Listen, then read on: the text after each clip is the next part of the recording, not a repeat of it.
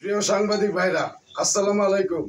আমি মোহাম্মদ মুসাইদ তালুকদার, সাবেক vice chairman, অবিভক্ত ধর্মবর্ষ উপজেলা ও যুগ্ম আহ্বায়ক, বাংলাদেশ জাতীয়তাবাদী দল বিএনপি মধ্যনগর উপজেলা শাখা।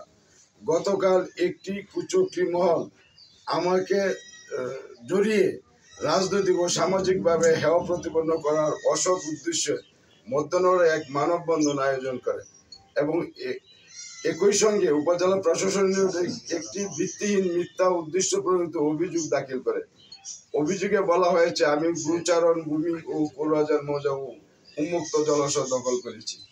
প্রকৃতপক্ষে যে জমিটিকে তারা গোচারণ ভূমি বলে উল্লেখ করেছে, বর্ষাকালে তা প্রকাশ করার মতো সুযোগই নাই।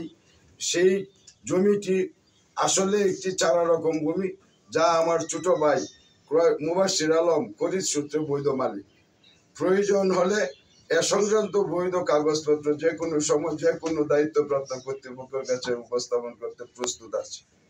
অন্যদিকে উন্মুক্ত জলাশয়ের বিষয়ে যে অভিযোগ উত্থাপন করা হয়েছে সেটি সম্পূর্ণ মিথ্যা ও ভিত্তিহীন।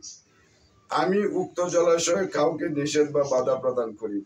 এই অভিযোগের মাধ্যমে আমাকে সামাজিকভাবে রাজনীতিতে প্রশ্নবিদ্ধ করার একটি পরিকল্পিত ষড়যন্ত্র চলছে, যা একটি বিশেষ গোষ্ঠী ও প্রচেষ্টায় বহিঃপ্রকাশ।